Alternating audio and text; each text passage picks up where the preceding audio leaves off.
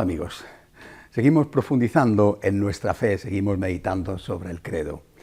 La semana pasada hemos hablado de la historicidad de Jesucristo, un punto fundamental en nuestra fe. Si cedemos, si empezamos a dudar sobre la historicidad de los evangelios, se ha acabado todo.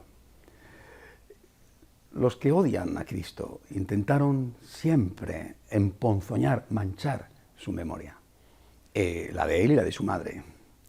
Intentaron separar a él del pueblo. Aquellos, ya en los primeros momentos, decían que no era el Hijo de Dios, que era un embaucador. Después dijeron que no había resucitado, que su madre no era virgen, en fin, tantas barbaridades. Y después, más modernamente, lo que dijeron es que era un mito, una invención, una leyenda y que los evangelios no merecían la pena de creer en ellos. Siempre ha habido gente para todo, ¿verdad? Y también hay gente que se lo cree, pero la realidad es muy distinta.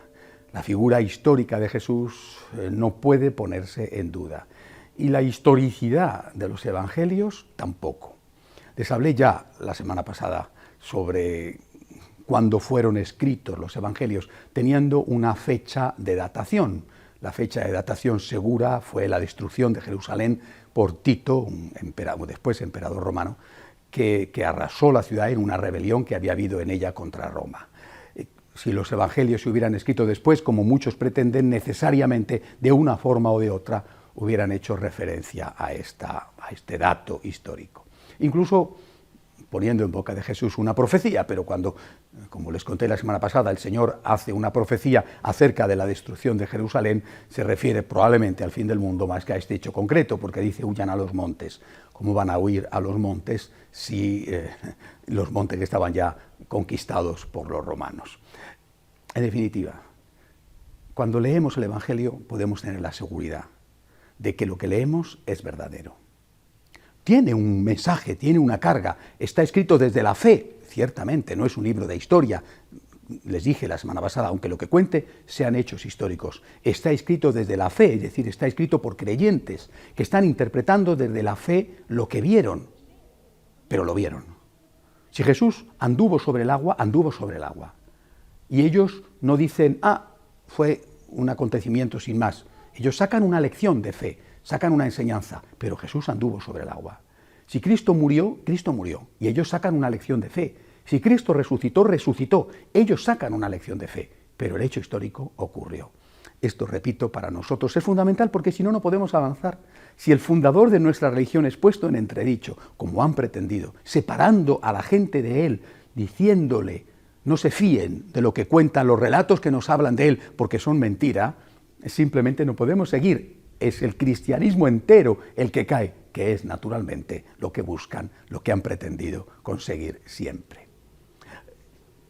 Cristo histórico, Cristo que nace, que crece en el hogar de Nazaret, que lleva un tiempo, unos meses, quizá 3 años, de vida pública, enseña, hace milagros, llora, sufre, se alegra. Y cuando ha llegado el final, cuando ha llegado la hora, es apresado por sus enemigos, aquellos, por desgracia, eminentes miembros del pueblo judío, que no quisieron o no pudieron acogerle, Dios sabrá. Es entregado al poder civil de los romanos, que eran los dominadores en el Israel de aquel tiempo, y por orden de Poncio Pilato, que sabe que es inocente, pero que sin embargo no quiere complicarse la vida, es entregado primero a la tortura y luego a la muerte. Sobre esto quisiera detenerme en el capítulo de hoy y dejaré para la semana próxima el importantísimo tema de la resurrección. Fue crucificado, muerto y sepultado. Así lo decimos en el credo. Crucificado, muerto y sepultado. Vuelvo a repetir, un hecho histórico. De verdad fue crucificado y de verdad fue crucificado como nos dicen que fue crucificado. De verdad murió y de verdad, más tarde lo veremos, fue sepultado y resucitó. ¿Qué significa la crucifixión de Cristo? Lo primero que que yo siento delante de una imagen de Cristo crucificado, que tiene más o menos expresiones de dolor, que puede ser un Cristo sereno o un Cristo torturado, lo que yo siento es una inmensa gratitud. Ha muerto por mí. Esta es la visión de la fe. Ha muerto por mí. La visión histórica es ha muerto. De esta manera. La visión de la fe es ha muerto por mí. La visión histórica es este hombre inocente fue crucificado. La visión de la fe dice este hombre inocente que fue crucificado es el Salvador. Su sangre me ha salvado. Pero esa visión de la fe es mi Salvador, no está basada en un invento, sino en un hecho histórico y real. De verdad, Cristo ha muerto. Y es la máxima expresión de amor. Les decía hace un par de semanas, no es la única expresión de amor. También ama cuando enseña. También es misericordia cuando enseña. Pero no cabe duda de que cuando muere de esta manera está mostrándonos de una forma insuperable la grandeza de su amor. Ha muerto por mí. Ha muerto por ti. Ha muerto, ha sufrido. Ha pasado la tortura por ti y por mí, por nosotros. Esto es historia y esto es extraordinario. Repito, esto es lo primero que nosotros tenemos que hacer cuando contemplamos al crucificado, caer de rodillas en acción de gracias. Señor, tú has muerto por mí. Y no una muerte placentera e inevitable, rodeado de los suyos, habiendo llegado al final de una vejez dorada, o una muerte accidental, va un día por un camino y un caballo desbocado lo atropella y le deja malherido y muere. O una epidemia, qué sé yo, de viruela, se lleva un diezmo de la población y él entre ellos muere. No, es una muerte en medio del dolor. Es una muerte precedida de la tortura, de los 40 latigazos.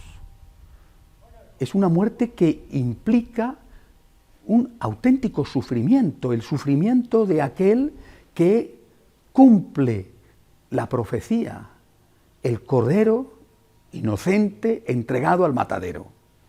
Esto es la muerte de Cristo, es una muerte realmente ejemplar, una muerte que conmueve, una muerte que está dirigida a ser... Yo muchas veces he pensado, viendo los castillos de mi patria en España, estos grandes castillos que se hicieron para defendernos de los enemigos, de los musulmanes, en fin, estos grandes castillos que tenían un foso, un puente levadizo, estas grandes piedras de granito que en la época eran indestructibles. Hoy una bomba acaba con todo, pero en la época eran indestructibles. He pensado que Jesucristo con su muerte es como un sitiador de un castillo. El castillo es mi alma. Mi alma que se niega a dejar entrar a Dios, que no quiere convertirse, que no quiere ser salvada. Mi alma que quiere, como decía Santa Teresa cuando habla del castillo interior, que quiere seguir viviendo con las sabandijas, decía Santa Teresa. Cristo es el que asedia el castillo. Y Él es como aquellos que querían entrar y utilizaban para forzar la puerta una gruesa viga de madera, generalmente terminaba en una cabeza de algo, y golpeaban una y otra vez contra la puerta del castillo hasta que la puerta se abría y podían entrar dentro. Ese ariete es la cruz de Cristo. Cristo golpea en tu sensibilidad. Cristo golpea en tu muralla. Estás cerrado a la gracia. Estás cerrado. Estás haciendo oídos sordos al Dios que te quiere salvar. Y Cristo golpea una y otra vez. Golpea tu sensibilidad. Mira cuánto te amo. Mira cuánto te amo. Mira lo que he hecho por ti.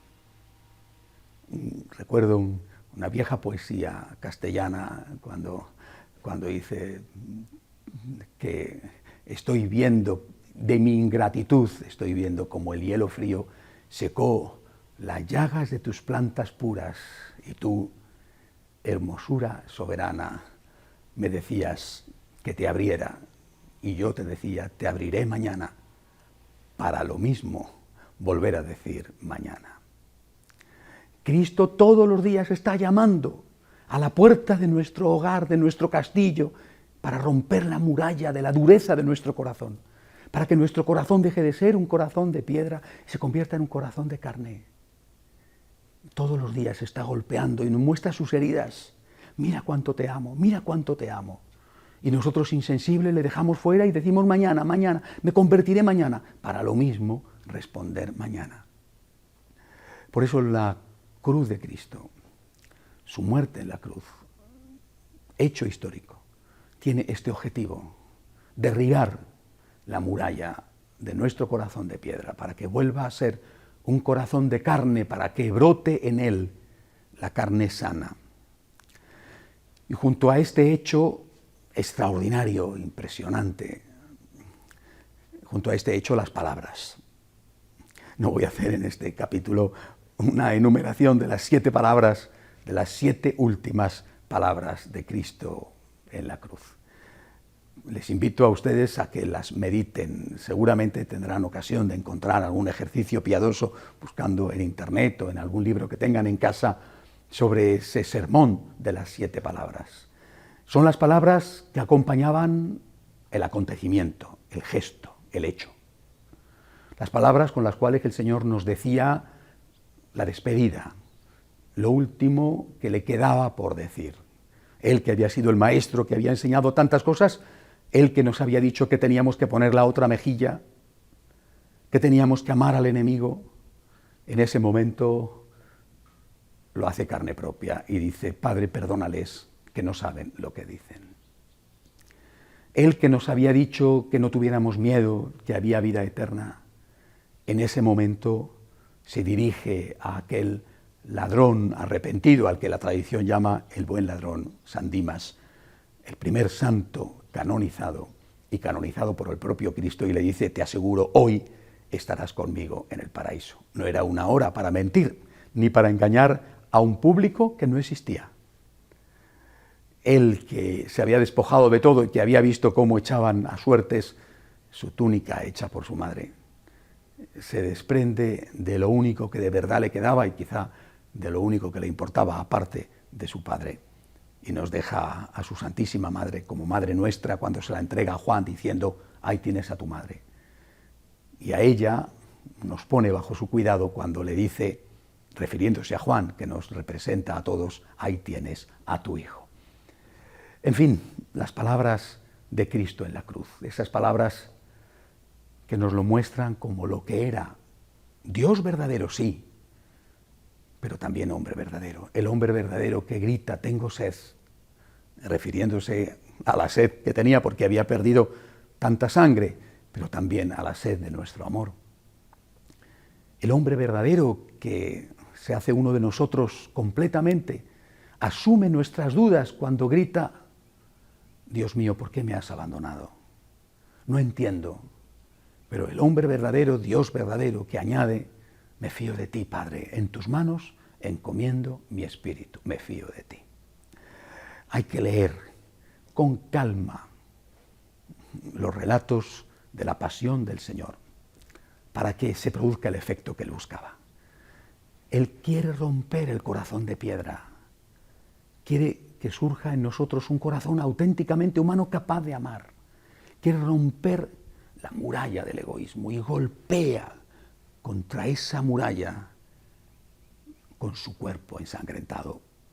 Golpea contra esa muralla con el ariete de la cruz. Dejémosle entrar y entonces se encargará de hacer su tarea de Salvador. Entonces nos salvará. Cristo que muere. Pero no solamente muere. Cristo es sepultado. Padece, es crucificado y es sepultado. ¿Qué significa el sepulcro de Cristo? Meditaremos después sobre lo que implica el descenso a los infiernos. Dedicaremos a ese tema otro día y la semana que viene hablaremos sobre lo que significa la resurrección. Pero ¿qué significa la sepultura de Cristo? ¿Por qué tuvo lugar esa sepultura? ¿Qué significa lo de los 3 días bajo tierra? Estamos hablando de un hecho histórico y estamos hablando de un hecho que está cargado de un profundo simbolismo, que él había anunciado cuando había dicho: destruid este templo. No se refería al templo de Jerusalén, y a los 3 días lo resucitaré, lo reedificaré. Estaba refiriéndose al templo de su cuerpo. ¿Qué significa lo de los 3 días?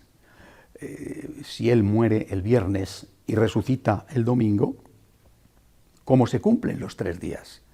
Porque él muere el viernes antes de la puesta del sol, lo dice el Evangelio. Los judíos cuentan el día desde la puesta del sol, no desde las 12 de la noche como lo contamos nosotros. Por lo tanto, el sábado empieza con la puesta de sol del viernes. Él muere el viernes antes de la puesta del sol, un día, aunque sean unas horas.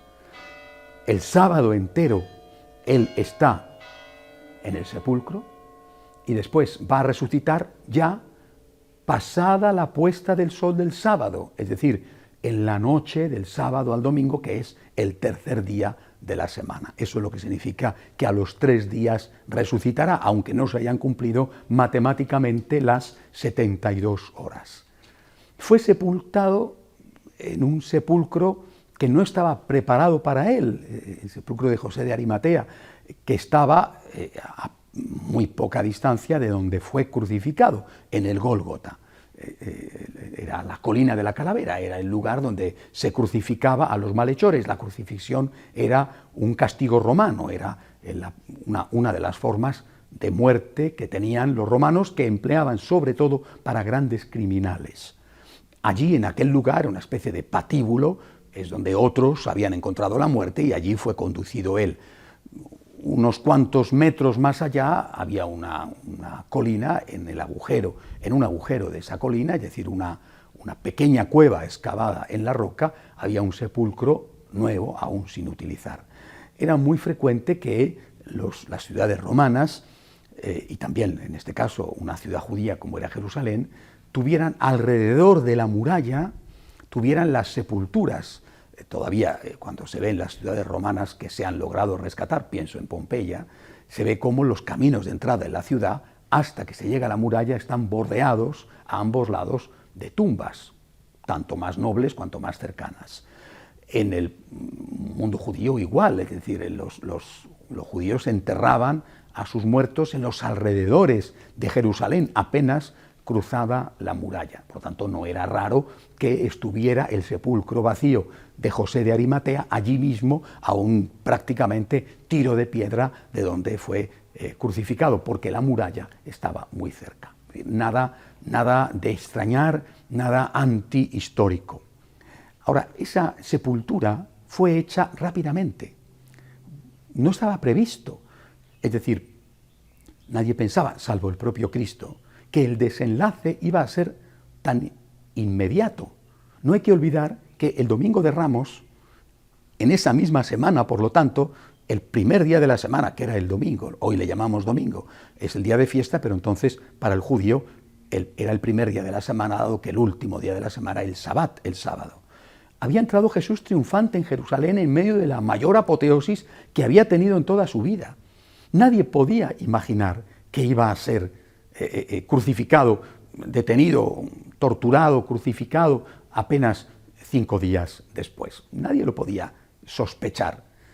Así pues, no había nada preparado, no tenía él dispuesto un lugar donde morir, no tenían preparados sus discípulos una forma digna de enterrarle. Todo se hizo con precipitación. Así lo cuenta el propio Evangelio, cuando dice que Magdalena y las otras mujeres fueron de nuevo el primer día de la semana, es decir, el domingo, porque el sábado habían tenido que estar descansando, porque era el día de descanso sagrado para los judíos, y fueron al sepulcro para terminar de darle las atenciones y los cuidados que no pudieron darle debidamente al cadáver de Jesucristo descendido de la cruz. Pero cuando le van a sepultar, no hay que olvidarlo, van a ocurrir 2 cosas muy importantes. Le van a sepultar, como a un judío, rápidamente, en una tumba que no estaba prevista para él, pero le van a sepultar como sepultaban los judíos, es decir, envolviendo el cuerpo en un gran paño y la cabeza en un paño más pequeño aparte. Estos son testigos de la resurrección. Cuando las mujeres vayan a ir y encuentren el sepulcro vacío, no solo van a decir, no está el cuerpo de Jesús, y ellas no saben en un principio dónde lo han metido, pero sí que van a encontrar el paño con que habían cubierto su cuerpo y, dice el Evangelio, enrollado en un sitio aparte con sumo cuidado el lienzo que le había cubierto la cabeza. Y esto se conserva. Estamos hablando del Santo Sudario, de la sábana santa, y del lienzo que se conserva en la Catedral de Oviedo, el lienzo con que cubrieron el rostro de Jesús. La sábana santa y el Santo Sudario de Oviedo, el lienzo con que cubrieron su rostro. Son dos pruebas. Naturalmente, hablaré de la resurrección la semana que viene con más detenimiento y diré cuáles son las verdaderas pruebas, las definitivas. Pero estas son dos pruebas de la resurrección. ¿A qué venía el dejarlo allí si él se escapa o si vienen a buscarle y a dejarlo con sumo cuidado?